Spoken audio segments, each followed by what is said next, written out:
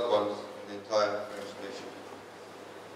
As the Honourable Prime Minister said in his statements after these terrible events, every Fijian has been horrified by the nature of these attacks on innocent people enjoying themselves on a Friday night. Whether at dinner, a birthday party, or a rock concert, or a music concert. We don't know them personally, but we have read the stories about who they were and what they were doing at that time.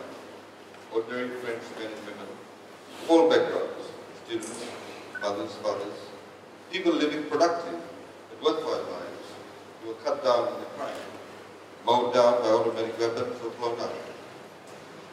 Aside from the 130 people who were killed, some 350 more were injured. Many of these are still in intensive care, some of them with horrific injuries. Our hearts go out to them today as we pray that God will give them comfort, just as we pray that God will comfort the families of those killed. We wish to again say on behalf of the Fijian government and the Fijian people that we stand shoulder to shoulder with the French government and the French people in our sorrow and our solidarity. France is a great friend of Fijians, and we share the pain of the French people at the loss of so many lives and the violation of the peace of the beautiful capital. The famous city of light plunged into the most terrible darkness.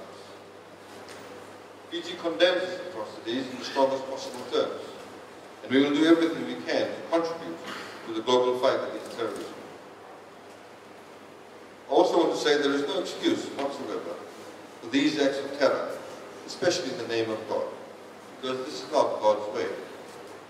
No killing of any individual in this manner can be justified. People the world over have the right to live their lives free from the threat of terror, to go about their daily lives in the absence of fear. The great religions of the world are at one on the sanctity of human life. And today we collectively stand up for the principle, and stand up to those who perversely twist the word of God to justify the crimes of earth. Our common humanity demands that we respect whatever path of faith we choose to take as individuals. No creed, no member of the human family is a monopoly on righteousness. We are one before God, and will face God's judgment, and He's alone when the time comes. It is therefore incumbent upon all of us to stand up and speak against prejudice, fundamentalism, or fanaticism, even if it is someone from your own faith. In fact, we should do it even more so.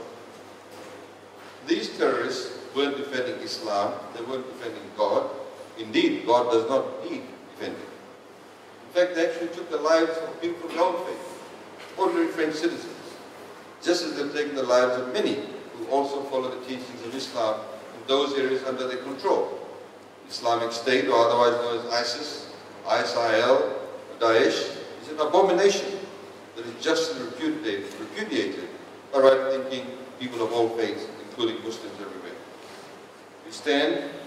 We in Fiji stand with the people of France and the entire world in condemning these attacks and any similar atrocity.